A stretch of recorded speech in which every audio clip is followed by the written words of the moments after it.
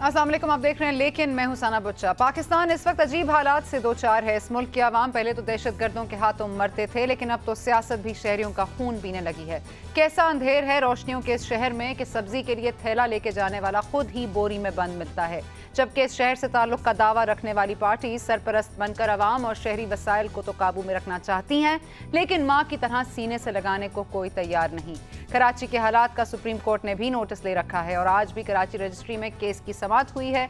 इस केस और शहर के हालात पर करेंगे आज बात, लेकिन पहले एक नजर लेकिन हेडलाइंस पर। कराची की सूरत हाल पर सुप्रीम कोर्ट के आज खुद नोटिस की समाअत। चीफ जस्टिस का कहना है कि पुलिस और रेंजर्स की मौजूदगी में दूसरी तरफ ना देखा जाए, जबकि ISI अपनी रिपोर्ट कल पेश करेगी। कोई ऑपरेशन की कोई जरूरत नहीं है। जब हमने रेंजर्स को फुली पावर्स दिए हैं, पुलिस वाले पावर्स, लेकिन रिजल्ट जरूर देना पड़ेगा और पुलिस भी और रेंजर्स इकट्ठे काम कर रही है। जब अच्छे अचीवमेंट और अच्छे रिजल्ट सामने आ रहे हैं, अब किसकी जरूरत है? वजीर दाखिला सिंध मंजूर वसान कहते हैं कि कराची में फौज की जरूरत नहीं, जरूरत हो ना हो, लेकिन कराची की सूरत हाल पर कोर कमांडर्स की अहम मीटिंग कल होगी। DG रेंजर्स का कहना है कि कराची की सूरत हाल शुमाली वजीरिस्तान से भी ज्यादा खराब है। दूसरी तरफ फारूक सत्तार साहब ने भी फरीक बनने की दरख्वास्त दायर कर दी। और हम पर मुल्क तोड़ने और मुल्क के खिलाफ काम करने का इल्जाम लगाने का कोई सोच भी कैसे सकता है? और फिर हमारी नस्लों ने इस पाकिस्तान की बका के खातिर 15,000 लोग, 15,000 जवान शहीद करवा दिए। मुहाजिरों को लावारिस समझना छोड़ दिया जाए, बलोचों को मुहाजिरों से लड़ाने की साजिश हो रही है। मिर्जा साहब के इल्जामात पर मुत्तहिदा की जवाबी प्रेस कॉन्फ्रेंस, मीडिया से भी शिकवे और शिकायतें। And welcome to the show. Karachi का सबसे बड़ा अलमिया यह है कि यह शहर नस्ली और लसानी खानों में बट गया है। सब जानते हैं कि पठान के मरने पर नोहे की आवाज़ें मर्दान हाउस से सुनाई देंगी। मुहाजिरों की हलाकत का मरसिया 90 से ही बुलंद होगा और अगर लियारी में कोई मरेगा या पुलिस का ऑपरेशन होगा तो उसका दर्द जुल्फिकार मिर्जा के दिल में ही उठेगा। जबकि मिर्जा साहब 3 लाख लाइसेंसेस देने का एतराफ़ भी कर चुके हैं और साथ ही ये भी कह चुके हैं कि उन्होंने गैरतमंद सिंधियों को ये लाइसेंसेस शादी पर फायरिंग करने के लिए नहीं दिए थे। डॉक्टर जुल्फिकार मिर्जा अगस्त की 28 तारीख को कराची प्रेस क्लब में प्रेस कॉन्फ्रेंस के दौरान MQM पर इल्जामात की बौछार करने से बाज नहीं आए। मुत्तहिदा के मुस्तफा कमाल ने 10 रोज सितंबर को, जब 6 दिन बाद पाकिस्तान के यौम दिफा के मौके पर पार्टी के दिफा के लिए 90 पर एक जोरदार प्रेस कॉन्फ्रेंस की। अगर मेरी घरेलू तालीम नहीं हुई भी होती, हमें तहजीब, तमद्दुन और शाइस्तगी का दर्स नहीं दिया होता हमारे वालिदैन ने, फिर घर से निकलने के बाद जिस इंस्टीट्यूशन में हमने आँख खोली वहाँ की तंजीमी डिसिप्लिन और हमारे कायद की तरबियत अगर मुझ पर नहीं होती तो इस बात का तो बहुत ही डिफरेंट किस्म का ही जवाब होता है यहाँ पे। कराची के साबिक नाज़िम ने प्रेस कॉन्फ्रेंस के दौरान अपनी तरबियत और तहजीब का खूब चर्चा किया, लेकिन वो ये बताना भूल गए कि सीनियर सहाफ़ियों को याजूज माजूज कहना या किसी सियासतदान के नाम का मजाक उड़ाना उन्होंने कहाँ से सीखा। उनका कहना यह भी था कि चैनल्स के एंकर्स नफरत और तासुब की ऐनक उतार कर मामलात को देख लें, लेकिन काश वो ये भी बता देते कि वो ऐनक कहाँ से मिलती है जिसको लगाने से सौलत मिर्जा, अजमल पहाड़ी और कामरान माधुरी जैसे लोग दूध के धुले नजर आए। लेकिन ऐनक तो अब हम सबको ही उतारनी होगी, ख्वाह वो ऐनक तासुब की हो, लसानियत की हो, मजहबी इंतहा पसंदी की हो या फिर मुफाहिमत की हो। इस बारे में आज होगी गुफ्तगू प्रोग्राम में, लेकिन सबसे पहले एक ब्रेक, और ब्रेक के बाद हमारे साथ मौजूद होंगे मुत्तहिदा कौमी मूवमेंट के रहनुमा फैसल सब्जवारी साहब, अवामी तहरीक के सदर अयाज पलीजो साहब, मुस्लिम लीग नून के रहनुमा परवेज मलिक और सीनियर तज्ज़ियाकार हसन निसार साहब।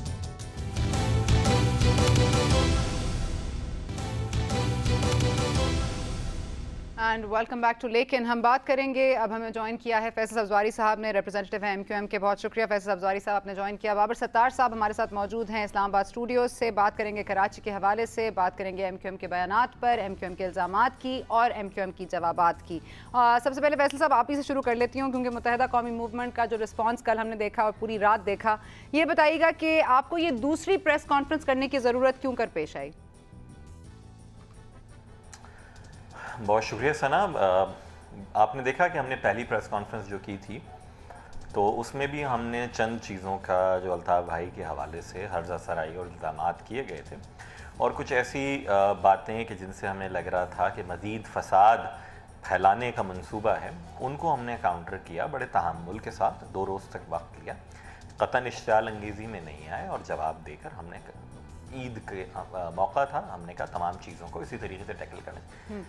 लेकिन ये गुफ्तगू का जो तर्ज था, जो तरीक़ा था, वो तो जारी और सारी रहा। ईद के 3 दिन भी कमोबेश ऐसा ही रहा और उसके बाद भी चैनल दर चैनल, अखबार दर अखबार, इल्ज़ाम, गुफ्तगू का ऐसा तरीक़ा कि जिसे हम दोहराना नहीं चाहते, ना हमने उसके ऊपर रिएक्ट किया था इनिशियली, वो जारी और सारी रहा।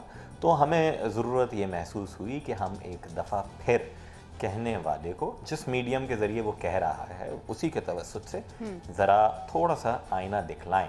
हमारे लिए प्रॉब्लम बड़ी ये है कि एक फ़र्द उठ के बड़ी आसानी के साथ एक बहुत बड़े सेट ऑफ सोसाइटी को और एक जमात को और एक पॉपुलर मैंडेट को उठ के जो चाह रहा है कह रहा है। मैं चाहते हुए भी उस एक शख्स को ही, ना चाहते हुए भी मुझे उस एक शख्स को ही जवाब देना पड़ रहा है। मेरे लिए मुश्किल बहुत है, इसलिए बहुत ज़्यादा कैलकुलेटेड किस्म का जवाब देने की कोशिश की है ताकि बात आगे ना बढ़े। ये जुल्फ़िकार मिर्ज़ा साहब को आपने जवाब दिया है, जो एलिगेशंस उन्होंने लगाई हैं और मुसलसल लगाई हैं और चैनल दर चैनल लगाई हैं, आपने ये बेसिकली उनको जवाब दिया है? जी, हम ये समझते हैं कि जो एलिगेशंस इन साहब ने लगाने की बड़ा ही भौंडे तरीके से कोशिश की है, उसका जो हमने जवाब है और जिस तरीके से हमने मुनासिब समझा वो हमने दिया है। नहीं फैसल सफदारी साहब, क्योंकि आपने जब अपनी पहले प्रेस कॉन्फ्रेंस की तो हम सब ने उसको लॉर्ड किया। हमने कहा कि आपने ईद के मौके पर बहुत तहम्मुल का मुजाहरा भी किया और सब ने यही कहा कि बहुत अच्छा किया और इनको नहीं जवाब देने चाहिए। लेकिन कुछ एलिगेशंस इतनी सख्त हैं जुल्फ़िकार मिर्ज़ा साहब की तरफ से और कुछ इतने ऐसे सबूत की वो बार बार बात भी करते हैं और क्योंकि मुसलसल कर रहे हैं तो जाहिर है कि मीडिया भी उस पर ट्यून इन करता है। और अगर ये बात आप लोग कर रहे होते तो फिर भी मीडिया करता, लेकिन फिर भी आपने सीनियर एनालिस्ट को, सीनियर एंकर पर्सनस को याजूज माजूज कहकर कहा, जैसे मुस्तफ़ा कमाल साहब ने कल कहा, इस तरह का क्रिटिसिज्म आपके सामने आया। उसके अलावा मीडिया ट्रायल कर रहा है। आप समझते हैं ये मीडिया ट्रायल है? अगर ये बयानात आप दे रहे होते और मीडिया दिखा रहा होता तो वो ठीक होता? सना, ये थोड़ी सी over simplification of the situation है मेरे नज़दीक। ये इतनी आसान और बात नहीं है कि अगर हम कह रहे होते तो भी ऐसा ही होता है। ऐसा हुआ नहीं है माजी में। वजह यह है कि, और फेयर इनफ, वजह यह है कि हमने कराची शहर से शुरुआत की सियासत की। कराची शहर में हमसे पहले जमात इस्लामी का सियासी गलबा था। हमने उन्हें इलेक्शन के ज़रिए 87 में और फिर 88 में सियासी तौर पर वो यहाँ उनका इलेक्टरेट नहीं बचा और MQM यहाँ पर आ गई है। लेकिन उन्होंने जो पेनिट्रेशन मीडिया में की थी जनरल ज़िया के ज़माने में, वो आज तक कहीं ना कहीं जारी सारी है, किसी ना किसी शक्ल में जारी रही है। तो हमने देखा कि हमारा मीडिया ट्रायल तो जब से ही शुरू हो गया था। मैं कोई शिकवा नहीं कर रहा, सिर्फ आपको बता ये रहा हूँ कि मुस्तफ़ा कमाल भाई ने जो शिकवा किया है आम फहम ज़बान में, वो इसलिए था कि जहाँ बहुत सारे पर्टिनेंट सवालात उठाए जाने चाहिए थे। आपने हमारी मुत्तहिदा कौमी मूवमेंट के रिस्पॉन्स के प्रेस कॉन्फ्रेंस को लॉर्ड तो किया, लेकिन कितना क्रिटिसिज्म उन रेसिस्ट रिमार्क्स के ऊपर और बार बार उनकी हैमरिंग और रिपीटेशन के ऊपर आया, जहां सवाल वाज़े सामने नज़र आ रहा है कि सवाल बनता है और कोई सवाल ना पूछे, या किसी के तज्ज़िये में अगर मुझे टिल्ट नज़र आए, झुकाव नज़र आए, या चस्का लेते हुए जो MQM बैशिंग हो रही है उसको मज़ीद बढ़ाया जाए, तो मैं शिकवा कर सकता हूँ। मैंने शिकवा ही किया सना। मैंने तो हैदराबाद प्रेस क्लब में ARY के अगर मैं रिप्रेजेंटेटिव के दांत तोड़ देता या जियो की DSNG को मैं जलाने के लियारी में धमकी दे देता, ये सब कुछ भी, इस पर कोई प्रोग्राम नहीं हो रहा है। तो नज़र तो आ रहा है कि बाज़ लोग चाहते ये हैं कि अभी मेरे ख्याल में MQM की तरफ ही तवज्जो रखी जाए, ये ना देखो कि जो कह रहा है वो क्या कर रहा है, बस जिसके खिलाफ कह रहा है अभी इसी को आगे बढ़ाया जाए। तो ये बाज़ लोग कौन हैं फैसल सफदारी साहब? ये बाज़ लोग क्यों चाहते हैं कि जुल्फ़िकार मिर्ज़ा साहब बोलते चले जाएं, मीडिया उनको दिखाता चला जाए, आप भी एंड में मीडिया को ही इम्प्लिकेट करें? ये मतलब कौन चाहता है? ये बाज़ लोग कौन हैं? पहली बात तो ये सना कि हम कतन मीडिया को इम्प्लिकेट नहीं कर रहे। और मुझे बड़ी हैरत है, कल भी मैंने एक चैनल पे बड़े सीनियर तज्जियाकार बैठे हुए थे, एक चैनल पे 3-3 बैठे हुए थे और मैं दोनों चैनल्स पे गुफ्तगू की है उनसे कि उस प्रेस कॉन्फ्रेंस में 2 जगह रेफरेंस है मेरे ख्याल में मीडिया के हवाले से। बाकी जो प्रेस कॉन्फ्रेंस है वो एलिगेशंस के जवाब में हमारे दलाइल, उनको माने, उनकी सेहत के ऊपर गुफ्तगू करें, उन पर मजीद सवालात उठाइए, या जो आप दीगर समझते हैं सवालात वो उठाइए। ऐसा तो नहीं है कि कतन के मीडिया वर्सेस एमक्यूएम या MQM wanted it. Sorry Faisal साहब, सॉरी लेट मी तो सारी okay let me interrupt you है, क्योंकि बहुत दफा ऐसा हुआ है ना, पहली दफा तो नहीं बरसे, बट ठीक है इस बार जरा ज्यादा बरसे हैं जुल्फिकार मिर्जा साहब, लेकिन पहले भी उनके कुछ बयान सामने आए हैं जिस पर हमेशा आपने रिएक्ट भी किया है, आपका रिस्पॉन्स भी उतना ही चला है जितना उनकी एलिगेशंस चली हैं। इस बार आप लोग मीडिया से गायब रहे, इसका मतलब है कि मीडिया ट्रायल आपका कर रहा है, आप लोग तो खुद नहीं आए। किस दिन हमने ट्राई नहीं किया कि आप लोग आके अपना मौकफ दें? मैंने ये शिकवा आपसे किया भी नहीं कि आपने मुझे पेश होने का मौका नहीं दिया। मेरा शिकवा ये है कि जहां सवाल बनता है, जहां आप जैसे और दीगर तमाम लायक और फाजिल काबिल एंकर्स और तज्जिया निगार सवालात उठाते हैं, हम भी आप लोगों को देख के ही सीख रहे हैं ना, हमारी तो लर्निंग हो रही है। तो हमें नजर आता है कि यहाँ पर तो सना साहिबा को ये सवाल पूछ लेना चाहिए था, लेकिन जब वो नहीं पूछे जाते, पहलू तही कर दी जाती है, तो एक खलिश तो रह जाती है और बाज़ लोग उसमें शिकवा कर लेते हैं, बाज़ लोग अपनी किस्मत समझ के सब्र कर लेते हैं। हमने कल शिकवा करने की गलती की है, उसमें मैं नादिम हूँ आपसे फैसल साहब। लेकिन मैं आपको यहाँ पर एक बात बताती हूँ कि अगर if I play devil's advocate for you, और अगर मैं कहती हूँ तो मेरे पर बहुत इल्ज़ाम लग सकता है कि मैं आपकी लाइन बोल रही हूँ, या मैं आपसे पैसे लेती हूँ, या मैं आपसे डरती हूँ। ये बताइएगा इस फिर कैसे इसको ख़त्म किया जाए? पहली बात तो ये है कि ना आप हमसे डरती हैं, ना कोई और डरता है, ना आप हमसे पैसे लेती हैं, ना हमारे पास पैसे हैं, और ना आप हमारी लाइन लेती हैं। मेरे ख्याल में तो आपकी इंडिपेंडेंस उसी वक्त आती है कि जब आप जहां सवाल बने, भले वो किसी के भी हक में जाए, लेकिन एक आदमी अगर बैठ के सना ये कह रहा है कि मैंने 3 लाख असले के लाइसेंस बांटे, शादी ब्याह में चलाने के लिए नहीं बांटे, शराब पीता हूँ, करप्शन करता हूँ, क्रिमिनल हूँ, और नेटो के कंटेनर निकल गए और हर उससे कंटेनर से भत्ता लिया जाता है, बस सवाल तो बनता है कौन सा इलाका है? कीमाड़ी का इलाका है जी, कराची पोर्ट ट्रस्ट। कौन है मेंबर प्रोविंशियल असेंबली, कौन है मेंबर नेशनल असेंबली, किसकी पार्टी का? एमक्यूएम का? नहीं, कभी भी नहीं रहा एमक्यूएम का। किसका इन्फ्लुएंस है? कौन सी, आपने कहा ना ये लसानी डिवाइड है, कौन सी लसानी इकाई वहां पर रहती है? एमक्यूएम का कोई दफ्तर भी है वहां पर? एमक्यूएम वाले जा भी सकते हैं? या 12 अगस्त को वहीं पर W11 की बस में, जिसमें सारे उर्दू स्पीकर सवार थे, जला दिया गया मुसाफिरों समेत, जिसमें 7 लोग जलकर शहीद हो गए, तो ये कौन सा इलाका है? वो सवाल बनता है। नेटो की कोई FIR दर्ज हुई क्या? 5000 कंटेनर असले से भरे हुए, ये उल्टे बांस बरेल, मतलब जहां तो फाटा से और खैबर पख्तूनख्वा से असला आता है, सारी की सारी पुलिस की और दीगर इदारों की मिली भगत के बगैर एक डिनर सेट नहीं आ सकता स्मगलिंग के जरिए। कंटेनर भर के यहाँ पर आता है असला, बिल्कुल आता है, लेकिन कहाँ से आता है?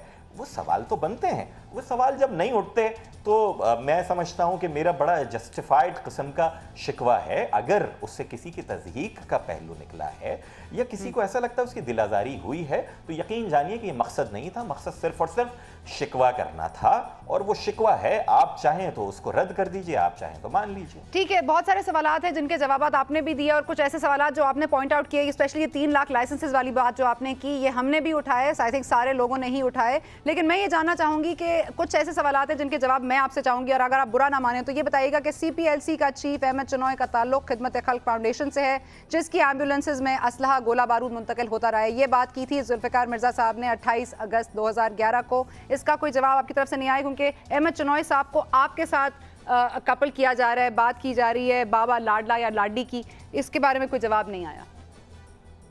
पहली बात तो अहमद चनोय साहब का मुत्तहिदा कौम से कोई ताल्लुक नहीं। खिदमत खल्क फाउंडेशन इस मुल्क की सबसे बड़ी फलाही ऑर्गेनाइजेशंस में से एक है। ज़लज़ला ज़दगान को अरबों रुपए की इमदाद से लेकर सैलाब ज़दगान को इमदाद देना, इस शहर की एम्बुलेंस, बहुत बड़ी एम्बुलेंस सर्विस, उसके अलावा कॉफिन कैरियर्स, मैयत बस, मतलब सारे के सारे हॉस्पिटल, डिस्पेंसरीज हम यहाँ चला रहे हैं। खिदमत खल्क फाउंडेशन यूनिवर्सिटी बना रही है। खिदमत खल्क फाउंडेशन और चैरिटेबल काम यहाँ पर करती है। काम आप करें नहीं, सिर्फ मैयतें दें, शहर को मैयत बस तक ना दें, और उस पर अगर कुछ भले लोग उस फलाही काम से वाबस्ता हों तो उसको सियासी झुकाओ। मैं तो नहीं बात कर रहा कि पिछले CPLC चीफ को किसने गोद में बिठाया था और क्या पॉलिटिकली मोटिवेटेड बयानात दिलवाए जा रहे थे, मैं नहीं उस बहस में जाना चाहता। ठीक है, ये बताइएगा मुस्तफा कमाल साहब ने कल एक बात की जो एक नई रेवलेशन थी। उन्होंने बात की कि कोई 22 ऐसे लोग हैं मुत्तहदा के उर्दू स्पीकिंग महाजिर जो कि लियारी से फिर वहाँ से उनको निकलवाया गया था किसी के प्रेशर पे, क्योंकि उनको किडनैप कर लिया गया था। ये किसका प्रेशर था? 18 लोगों को बाजियाबी का आईजी सिंध ने और रहमान मलिक साहब ने दावा किया था। आप ही के चैनल्स पर रात 1:30 से 3 बजे तक के दरमियान ये चलिए, मेरे ख्याल में 19 और 20 अगस्त की दरमियानी शब को। अब ये सवाल तो पूछा जाना चाहिए मोहतरम आईजी सिंध साहब से। वो कहते हैं कि हमने साइलेंट ऑपरेशन किया है, हमने इन्फ्लुएंस इस्तेमाल किया है। मेरे सामने नहीं कहा, सुप्रीम कोर्ट ऑफ पाकिस्तान में कहा है। तो ये सवाल तो उठता है इसलिए कि हमारा मानना यह है कि 100-125 लोग अगवा हुए हैं 17 अगस्त को शहर से, सारे के सारे उर्दू स्पीकिंग लियारी के एडजॉइनिंग एरियाज से अगवा किए गए। उसके बाद उनमें से 43 की डेड बॉडी मिली है 17 और 18 तारीख को। जब कुछ लोगों को शायद वफाकी दारुल हुकूमत में ख्याल आया है कि ये बहुत बड़ा जुल्म और ज्यादती हो रही है और इसका बड़ा खमियाजा जो है मासूम शहरियों को भुगतना पड़ रहा है इस जुनूनियत का, तो they must have contacted someone. Provincial government channels पे चली है कि इस्लामाबाद से किसी का फोन आया आला हुकूमती शख्सियात को, और उसके बाद हम नहीं, वो इस्लामाबाद से वही आपका शक कहीं तो जाता होगा ना, आपका शक कहीं तो जाता होगा। You might have some idea कि कौन है, किसका प्रेशर था। आपने सवाल पूछा नहीं, या पूछा हो तो मेरी गलती है कि मैंने वो देखा नहीं कि सुबह 7 बजे इंसाफ पर ऐसी कौन सी वही आई थी। ये इतने सहर खेज तो हैं नहीं सुबह उठने वाले, ऐसी 7 बजे क्या वही आई थी कि अचानक इन्होंने तय कर लिया। मैं आपको बताता हूँ हुआ क्या था। हुआ ये था कि पहली बात तो वी आर इम्प्लीकेटिंग, यस, जिसने भी ये 100-125 लोग अगवा करवाए थे, जिसको हुकूमत सिंध ने कांटेक्ट किया, कांटेक्ट करने के बाद रात 3 बजे तक का नोटिस दिया गया था इंतहाई आला सतह से इस्लामाबाद से। 18 लोग छूट कर आए। इंटरव्यू 3 के आपने कैपिटल टॉक में देखे हैं आबिद मीर साहब के प्रोग्राम में। उसी शख्स की ईमा पर बाकी 43 लोगों का भी खून उसी की गर्दन पर है, उसी की ईमा पर अगवा किया गया। और इसलिए ये 7 बजे वही आई थी कि एक बंदा है लाखों, उसका नाम है लियारी में पहला टॉर्चर सेल जो रेंजर्स ने 3 दिन पहले लियारी में रेंजर्स और पुलिस जा रही थी, तो आईजी सिंध को डॉक्टर मिर्जा ने कॉल की और धमकाया कि मेरी इजाजत के बगैर कैसे गए, और वहां पे आपने देखा कि जलाओ घेराव शुरू करवा दिया गया, जिसकी बुनियाद पे रेंजर्स और पुलिस वापस आ गई। उसके बाद फिर व्हेन रेंजर्स वेंट देयर, पहला टॉर्चर सेल मिला which is tip of the iceberg. ठीक है, टॉर्चर सेल, सॉरी फैसल साहब, ब्लड स्टेन्ड रिक्शा मिले, ब्लड स्टेन्ड, जिनमें चॉप्ड बॉडीज, गर्दनें कटी हुई बॉडीज को डंप करते थे, वो रिक्शा मिले। उसके बाद ये 7 बजे सुबह वही नाजिल हुई। ओके, वही नाजिल हुई। आपने बात की टॉर्चर सेल्स की, आज बात की टॉर्चर सेल्स की चीफ जस्टिस साहब ने भी। बाबर सत्तार साहब हमारे साथ मौजूद हैं, of course we are going to go to him. Hasan sahab ने भी हमें ज्वाइन किया, लेकिन यहाँ पर वक्त हुआ जाता है एक ब्रेक का। आप देखें अपडेट्स, उसके बाद वापस आए तो मुत्तहदा कौमी मूवमेंट से भी कुछ सवालात, और कराची का अमन के लिए किसको रिस्पॉन्सिबिलिटी लेनी पड़ेगी। अब इल्जाम तराशी तो बंद होनी ही पड़ेगी। ब्रेक के बाद।